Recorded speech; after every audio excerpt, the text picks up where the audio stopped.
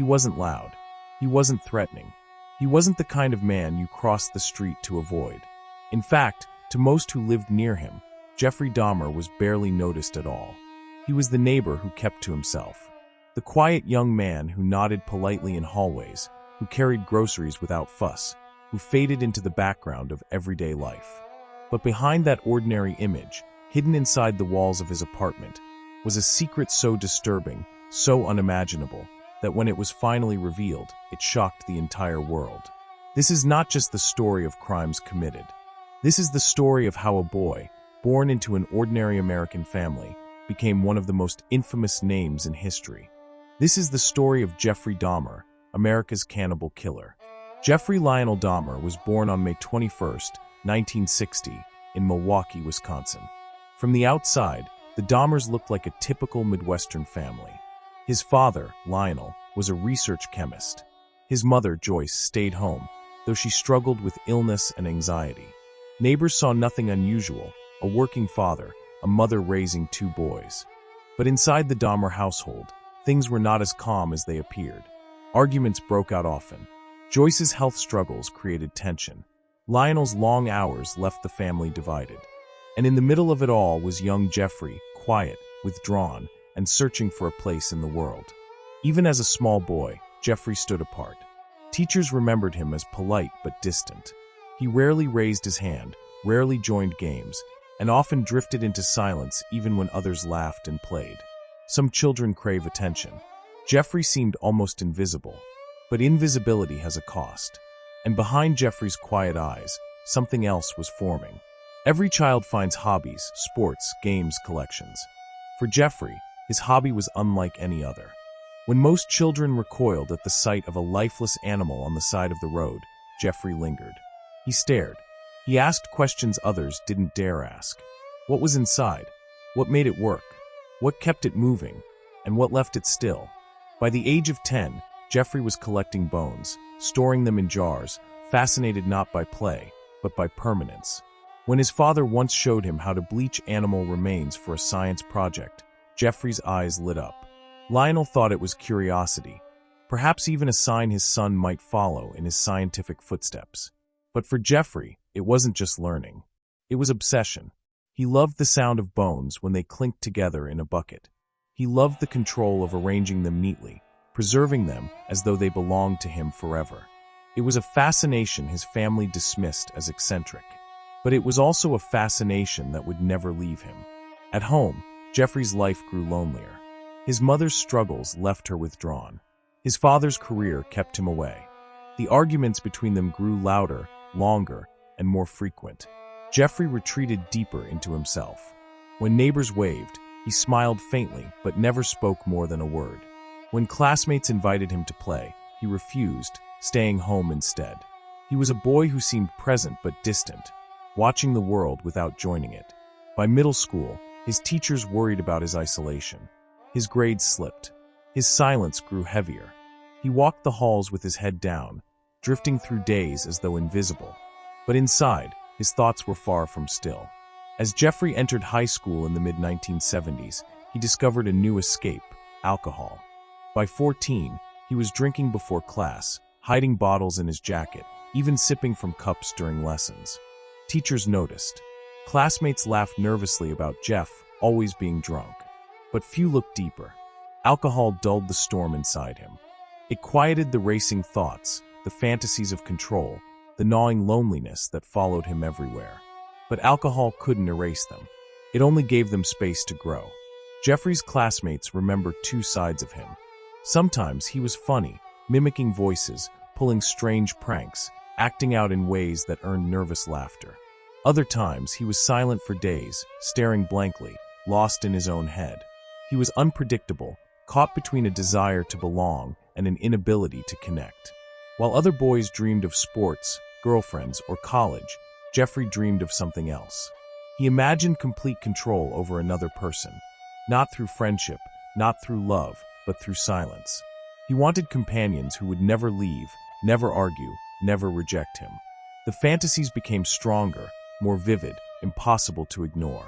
He began to imagine scenarios in which he could make these fantasies real. And yet, outwardly, he remained the quiet boy in class. Shy, withdrawn, struggling with alcohol. No one saw the darkness inside him. As Jeffrey's fantasies grew, his home life crumbled. His parents' marriage, already unstable, finally collapsed. Arguments ended in divorce. His mother, Joyce, moved away, taking Jeffrey's younger brother with her. His father, Lionel, remarried quickly, starting a new life. And Jeffrey, he was left alone in the family house, an 18-year-old boy with no guidance, no supervision, and no one watching over him. He drank heavily. He wandered the roads at night. He drifted between thoughts too dark to share with anyone. Neighbors noticed the lights on at odd hours. Some saw him sitting on the porch, staring into the distance, a drink in hand.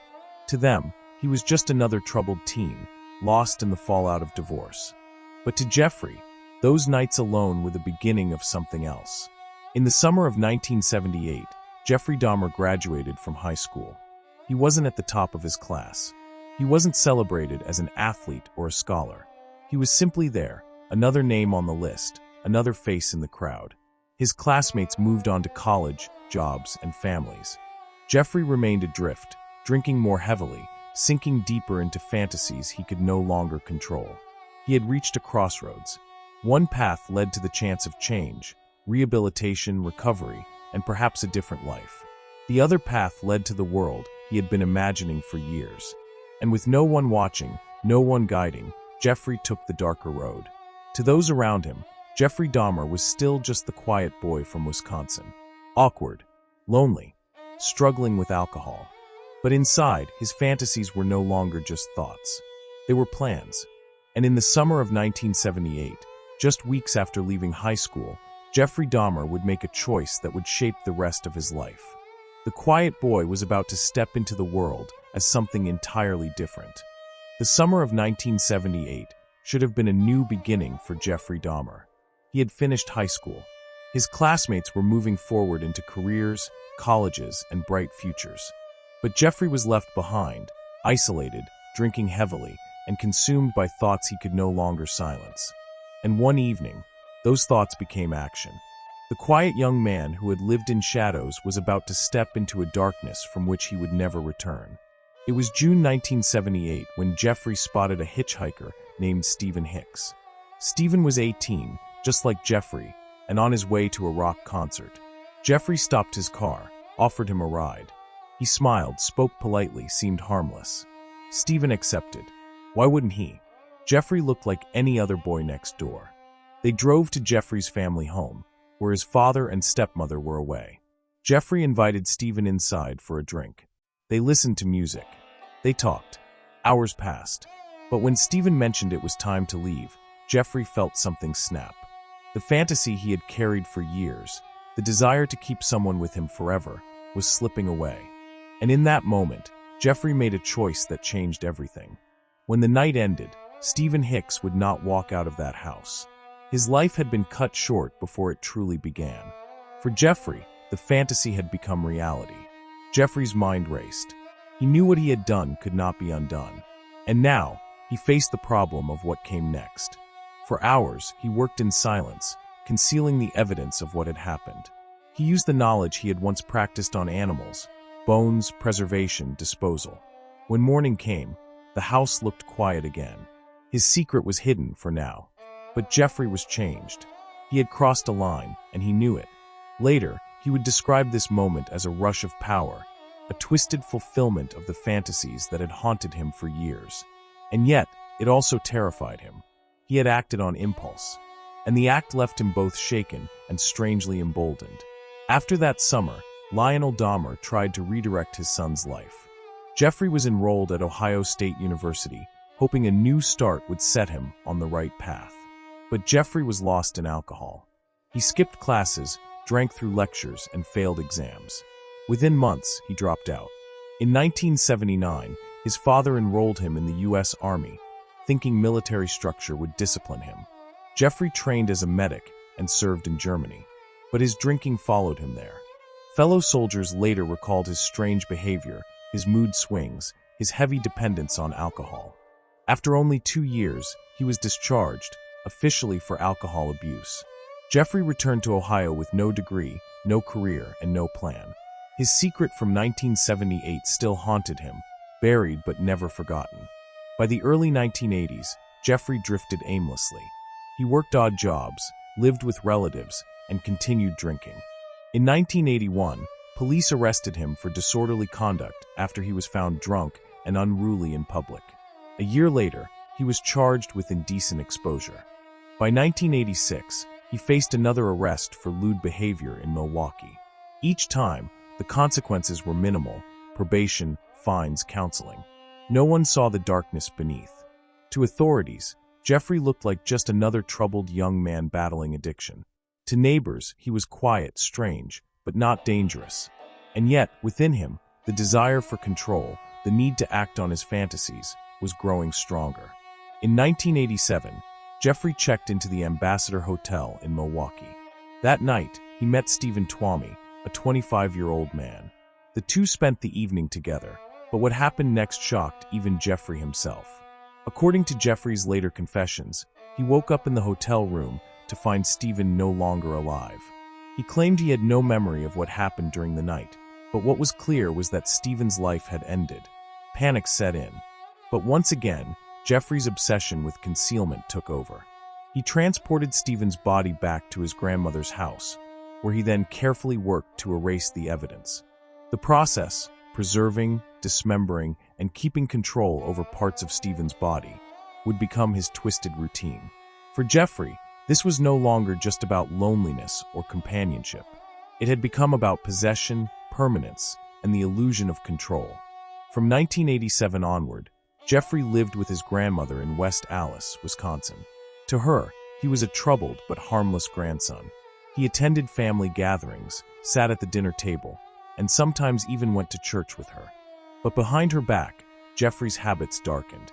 He began bringing men back to her house, often under false pretenses. Some left unharmed. Others did not.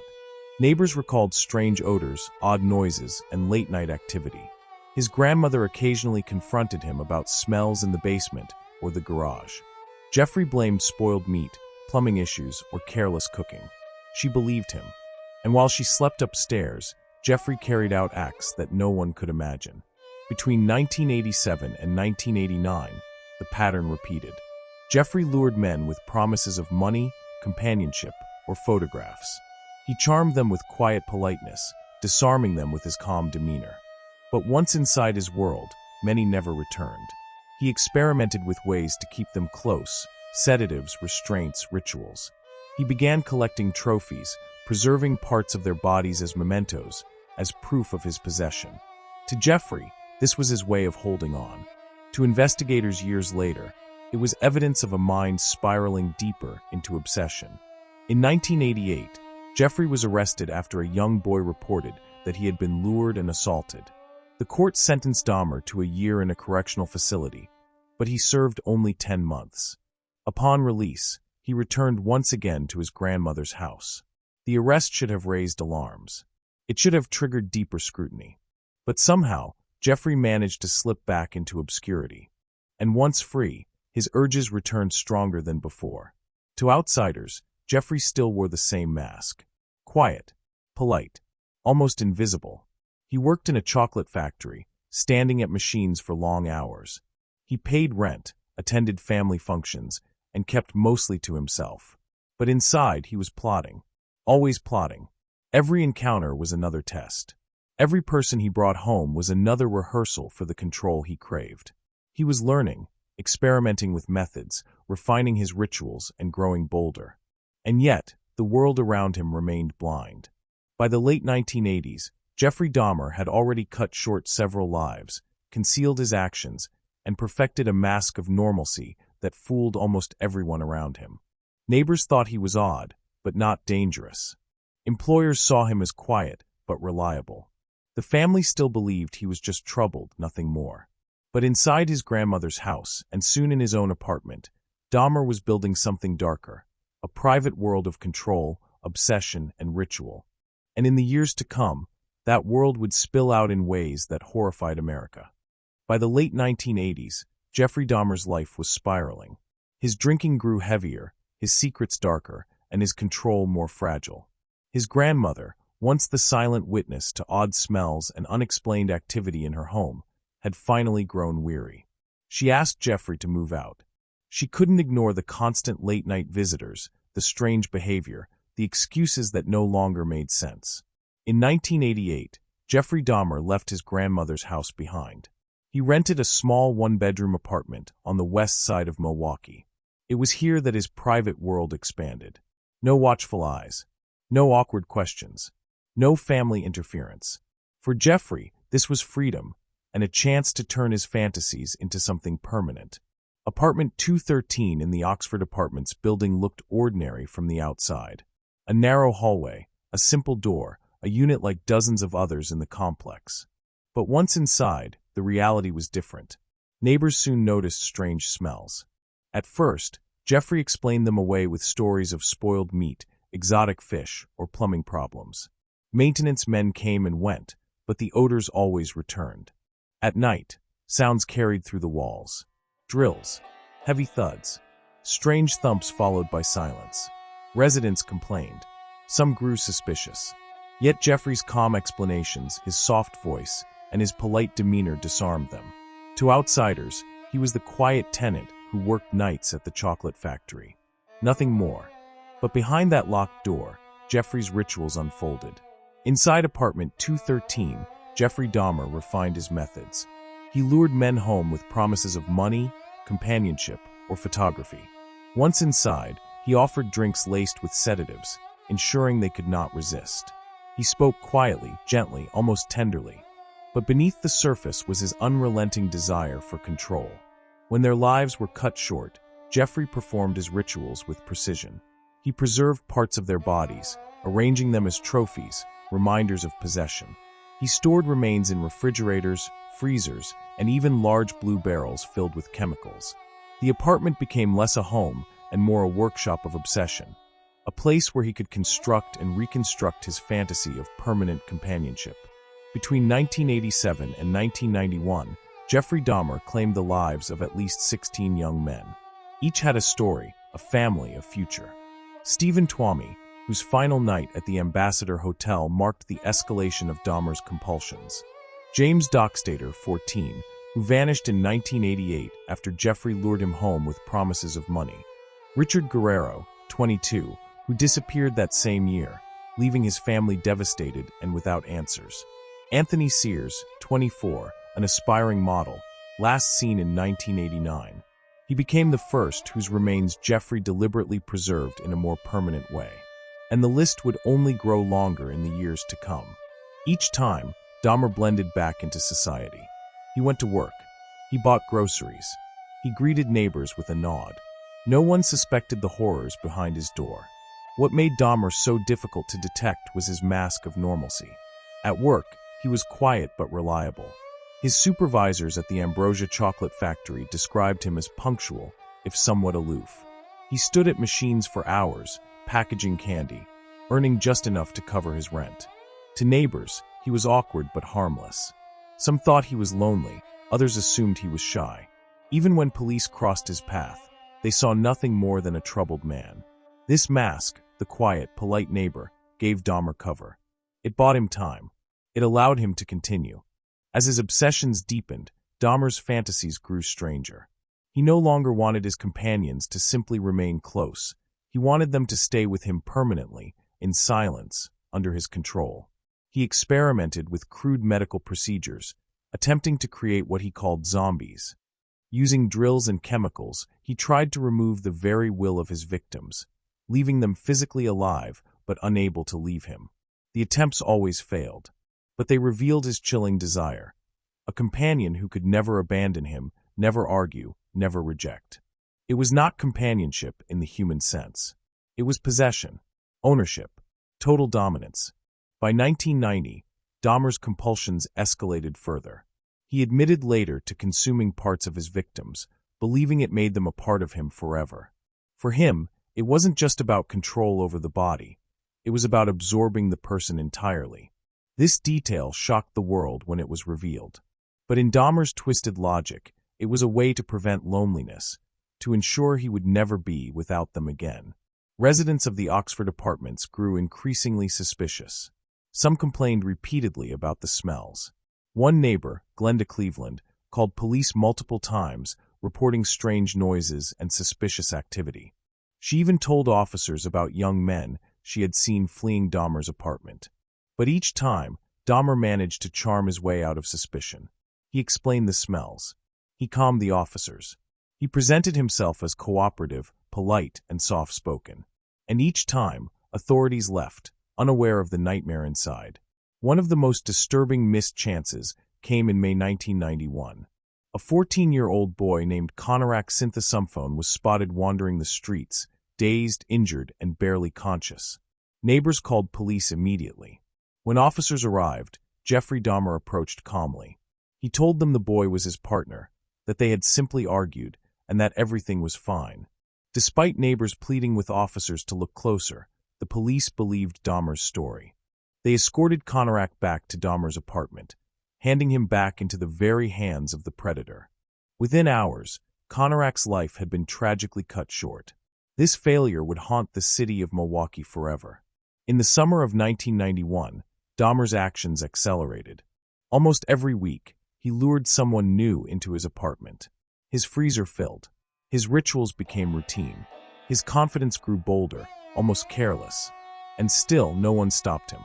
The city lived in ignorance, unaware that inside apartment 213, one of the most horrifying crime scenes in American history was being built piece by piece. For 4 years, Jeffrey Dahmer lived among the people of Milwaukee as if nothing were wrong. He went to work. He chatted with neighbors. He welcomed visitors. But behind the locked door of apartment 213 was a world of silence, possession, and rituals too disturbing to imagine. The smells grew stronger. The suspicions louder. The number of lives cut short longer. And soon, Dahmer's carefully constructed mask would crack. Because one summer night, a single man would escape his grip, and the truth behind that door would finally come to light.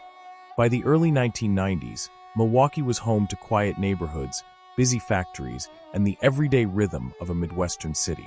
But inside one apartment building on North 25th Street, a nightmare was unfolding in silence. Residents smelled strange odors. They heard odd noises. They saw young men entering apartment 213 and never returning. Time and again, neighbors raised concerns. Time and again, the warnings went unheeded. And because of those missed chances, Jeffrey Dahmer's world of secrecy remained hidden. The Oxford apartments were not luxurious.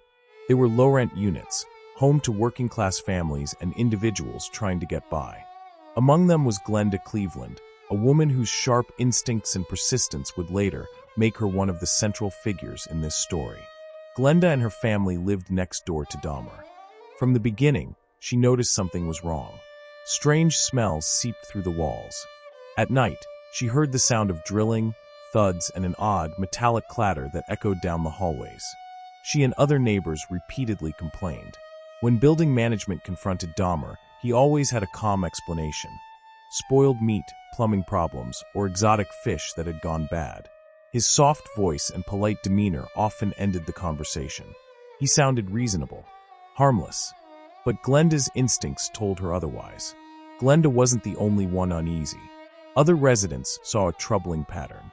Young men, many of them teenagers or in their early 20s, would be spotted entering Dahmer's apartment. They were often excited, laughing, or casually chatting with him as they walked in. But hours later, they didn't come back out.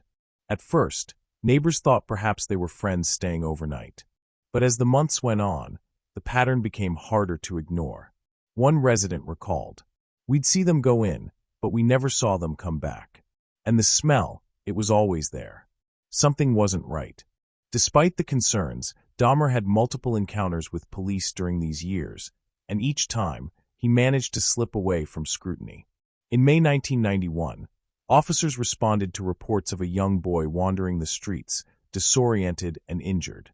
This was Conorak Synthesumphone, a 14-year-old boy Dahmer had lured into his apartment. Neighbors found him outside, barely able to walk, frightened and incoherent. They immediately called police, desperate to protect him. When officers arrived, they were met by Dahmer himself. Calm, polite, smiling faintly, he explained that Conorak was his partner, that they had been drinking, and that an argument had spilled into the street. Despite neighbors begging the officers to listen, despite Konarak's young appearance, the police accepted Dahmer's story. They walked the boy back into the apartment, into Dahmer's hands. Within hours, Konarak's life had been tragically cut short. The Konarak case remains one of the most haunting missed opportunities in American law enforcement. If officers had looked closer, if they had questioned Dahmer further, if they had stepped inside the apartment, they would have discovered evidence that would have ended the nightmare months earlier. Inside were photographs, remains, and tools of Dahmer's rituals. The horrors of apartment 213 were within arm's reach. But instead they left. And Dahmer continued. Konarak was not the only missed chance. 1988. After Dahmer was arrested for inappropriate behavior toward a young boy, he was sentenced lightly, serving only part of his time. Authorities treated it as a case of poor judgment, not as the warning it truly was. 1989 to 1990. Multiple men reported strange encounters with Dahmer, but their complaints were dismissed as disputes between adults. Neighbors' calls. Glenda Cleveland phoned police repeatedly to report suspicious activity, strange odors, and young men in distress. Her calls were often ignored. Each missed chance allowed Dahmer's secret to grow larger, his confidence stronger, his compulsion unstoppable. By the summer of 1991, the smell from Dahmer's apartment had become unbearable. Neighbors gagged in hallways. Complaints poured into management. One resident described it as a stench of chemicals and decay that never seemed to fade. When confronted again, Dahmer calmly explained he had a refrigerator problem. At one point, he blamed tropical fish that had spoiled. And once again, his quiet, polite manner disarmed suspicion. The mask held firm. But behind the mask, his collection grew. Photographs, bones, preserved remains stored in refrigerators and barrels. It was no longer just about possession. It was about building an entire private world of his own design. Between 1990 and 1991, Dahmer lured many more men into apartment 213. Eddie Smith, 36. Ernest Miller, 22. David Thomas, 22. Curtis Straughter, 17. Errol Lindsay, 19. Tony Hughes, 31. Each man had a family, a future, a story. Each trusted Jeffrey Dahmer enough to step inside his apartment, unaware of the fate awaiting them. And each time, Dahmer grew bolder, more reckless, more confident that he could not be caught. Many have asked, how did Dahmer keep slipping through the hands of police? Part of the answer lies in his demeanor. He was calm, cooperative, and polite. He didn't raise his voice. He didn't resist. He smiled faintly, explained himself with practiced ease, and appeared so ordinary that officers often left without pushing harder. There were also systemic issues. A lack of coordination between states and precincts. Prejudice and indifference toward the communities where Dahmer often sought his victims. An unwillingness to believe that such horrors could exist behind the door of a quiet man's apartment. All of this combined to give Dahmer what he needed most, time. By the summer of 1991, Dahmer was accelerating. Almost every week, he lured someone new into his apartment. The freezer filled. The barrels filled. The photographs stacked higher. His fantasies of control and permanence consumed him entirely. And yet, he still went to work. He still nodded politely at neighbors. He still kept the mask intact. The man next door. The quiet tenant. The nightmare no one believed existed. The missed chances had piled up. The complaints had been ignored. The neighbors had pleaded for help. But Jeffrey Dahmer remained free. And behind the locked door of apartment 213, his secret collection grew larger by the day. He believed he was untouchable. He believed no one would stop him. But one July night in 1991, a single man would escape his grasp, and in doing so, would expose the truth behind the door. A truth so horrifying, it would shock the world. For years, Jeffrey Dahmer walked among his neighbors like a ghost. He smiled faintly. He nodded politely. He carried groceries down quiet hallways. Behind his door, an empire of secrecy had grown, photographs, trophies, preserved remains. He believed no one would ever stop him. But on one hot July evening in 1991, his carefully constructed mask would crack. And the horrors hidden in apartment 213 would be revealed to the world. It was the night of July 22nd, 1991, when Jeffrey Dahmer met Tracy Edwards, a 32-year-old man. Dahmer offered him money to come back to his apartment. Tracy agreed, unaware of the danger that waited behind the door of Unit 213. As soon as they entered, Tracy noticed the smell. It was pungent, chemical, almost overwhelming. The apartment was cluttered, boxes, strange equipment, a faint hum from a refrigerator in the corner. On the walls were photographs of men in disturbing poses. On the floor sat a large blue barrel. Tracy's instincts screamed that something was wrong. But Dahmer remained calm, polite, speaking softly, urging him to stay.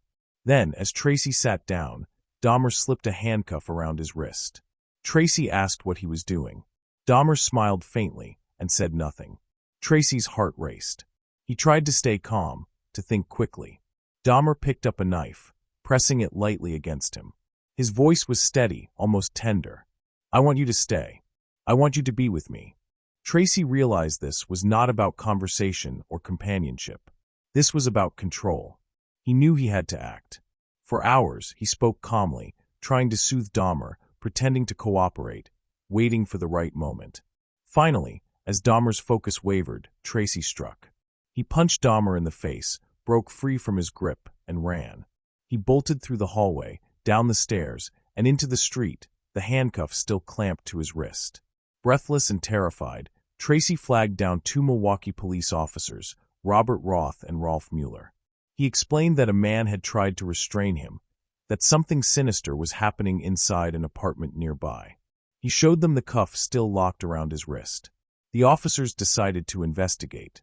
Together with Tracy, they returned to apartment 213. When Dahmer opened the door, he was calm, as always. He smiled faintly, allowed them inside, and gestured politely. The officers asked about the handcuff. Dahmer shrugged, saying he didn't know where the key was. But then, Officer Mueller noticed something unusual: a stack of photographs on a bedside table. He picked them up. What he saw made his blood run cold. They weren't just photographs. They were detailed images of men in positions that revealed the truth of what had happened inside these walls.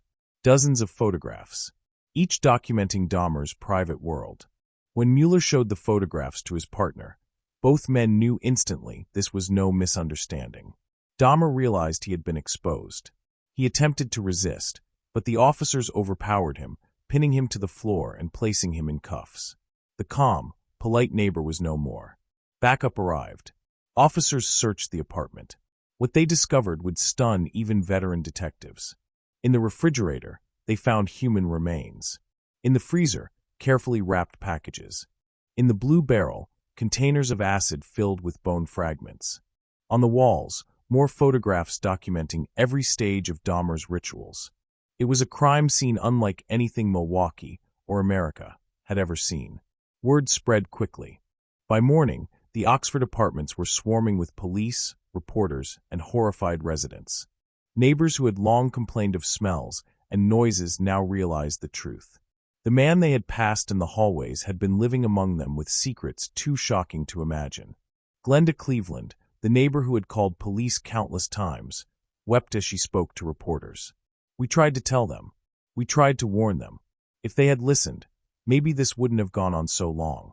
Milwaukee, a city known for its quiet neighborhoods and working-class families, was now the center of international attention. At the police station, Jeffrey Dahmer sat in a small room, handcuffed, silent. At first, he denied nothing. Then, as hours turned into days, he began to speak. In calm, almost detached tones, Dahmer explained what he had done. He described his obsessions, his methods, his rituals. He admitted to lives cut short, to attempts at creating permanent companions, to consuming parts of his victims. Detectives listened in shock. They had expected resistance, anger, maybe denial. Instead, they were faced with a man who described horrors as if reciting a grocery list. One detective later said, "He was polite. He was calm. And the things he was saying were the most disturbing I'd ever heard in my career." Over the next weeks, Dahmer confessed to the lives of 17 young men between 1978 and 1991. He provided details of how he lured them, how he restrained them, and how he preserved their remains. He explained his desire to control, to possess, to keep them with him forever. He admitted to cannibalism, describing it as a way to make his victims part of him permanently. The world was horrified. Newspapers dubbed him the Milwaukee Cannibal. Television anchors spoke his name nightly. But perhaps the most chilling part of his confessions was his tone, soft, polite, almost apologetic, but entirely devoid of true remorse. As evidence mounted, police dismantled Dahmer's apartment piece by piece. They carried out refrigerators, freezers, barrels, and boxes. They cataloged bones, skulls, photographs, and preserved remains.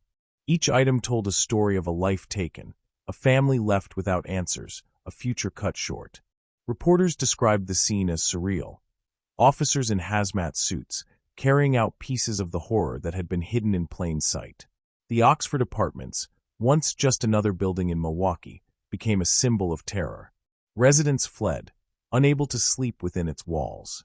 Within a year, the building was demolished, erased from the city's landscape. But the memory of what happened there could never be erased. By late 1991, Jeffrey Dahmer had become a household name. His story spread across America and beyond. People were horrified not only by the details of his crimes, but by the idea that such evil had lived quietly among them, unnoticed, ignored, and even dismissed by authorities. Parents warned their children to be cautious. Communities questioned how such oversight could have occurred. Politicians promised reforms in policing and community safety. And still, the haunting question remained. How had one man carried out such horrors for so long, right under everyone's noses? Jeffrey Dahmer was now behind bars. His apartment had been dismantled, his secrets exposed, his confessions recorded. But his story was far from over.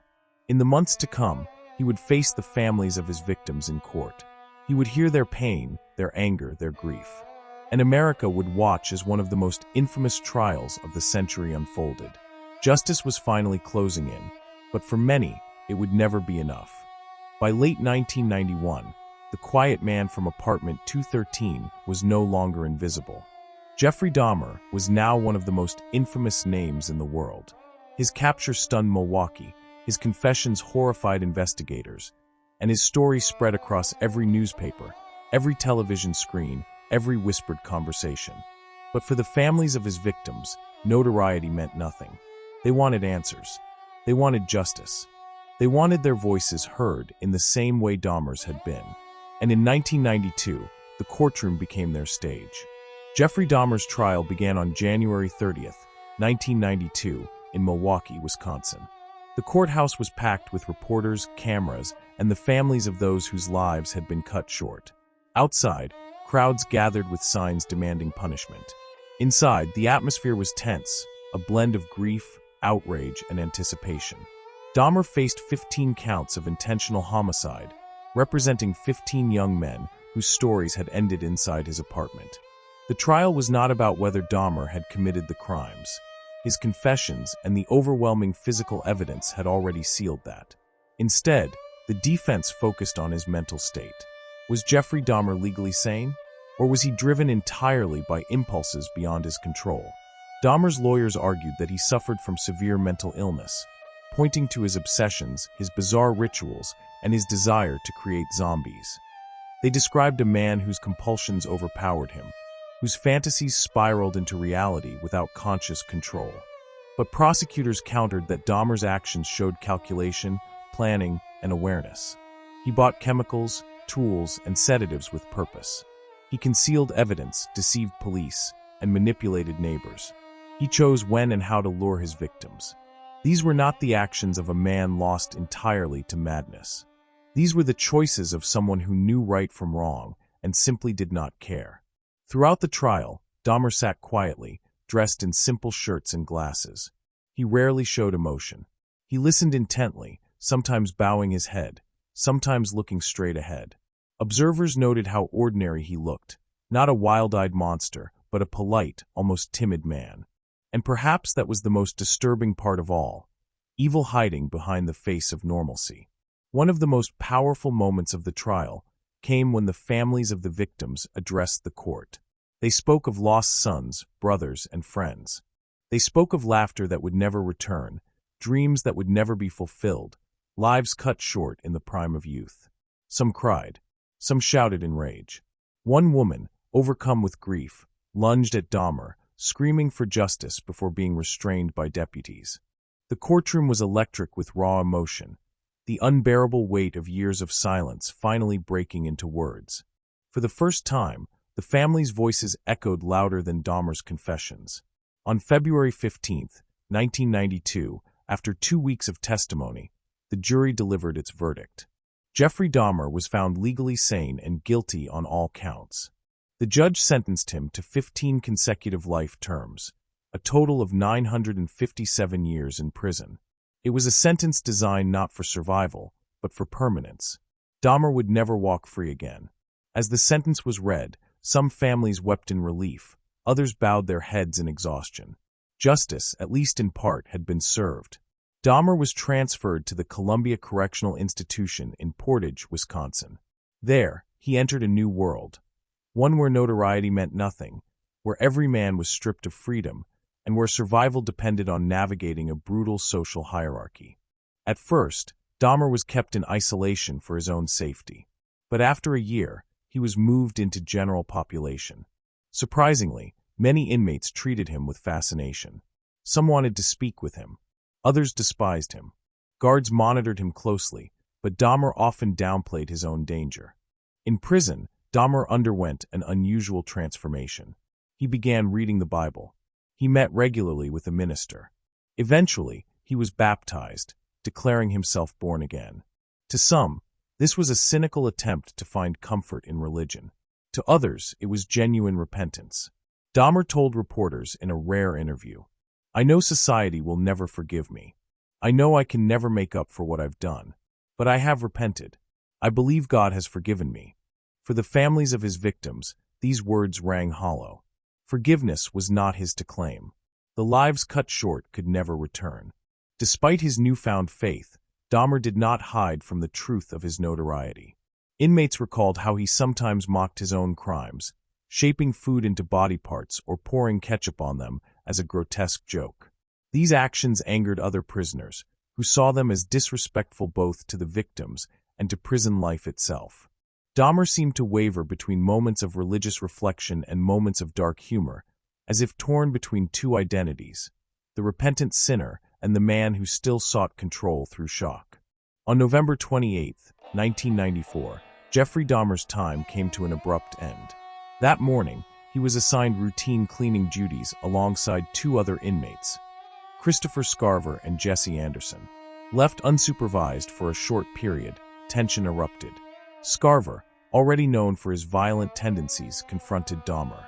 Moments later, when guards returned, Dahmer was found lifeless on the floor of a prison bathroom. His life had been cut short not by law, but by the hands of another inmate. News of Dahmer's end spread quickly. Some expressed relief, believing justice had been served in a way the courts could not. Others criticized the prison system for failing to protect an inmate in custody, no matter his crimes. For the families, the news was bittersweet. Dahmer's absence could never restore what they had lost. But for many, it brought a sense of closure that the trial had not provided. Outside the prison, crowds gathered once again. Some cheered, others prayed. The name Jeffrey Dahmer was spoken with both hatred and fascination, as it had been for years. Even decades later, Dahmer's story continues to haunt America. Law enforcement failures, the missed opportunities, especially the tragedy of Conorak Synthesumphone, remain painful reminders of systemic flaws. Community distrust. Many pointed to prejudice and negligence, noting how complaints from minority communities were dismissed. Criminology studies. Dahmer became a case study in psychology, obsession, and compulsion. His calm demeanor contrasted with the horrors of his actions, challenging experts to understand the duality of his personality. Cultural fascination. Books, films, and documentaries continue to revisit his story, not to glorify him, but to warn of the dangers of ignoring the signs of deviance hiding behind ordinary faces. Jeffrey Dahmer was the neighbor no one noticed, the quiet man in the hallway, the one who nodded politely, who seemed harmless. But behind the locked door of apartment 213 was a secret world that left families shattered, a city haunted, and a nation horrified. His trial revealed the depths of his actions. His prison years showed the complexity of his mind. His end brought closure, but never true healing. Dahmer's story is not one of fascination. It is one of warning. A warning that evil does not always shout or rage. Sometimes it whispers. Sometimes it smiles. Sometimes it lives right next door. And that is why the name Jeffrey Dahmer will never be forgotten.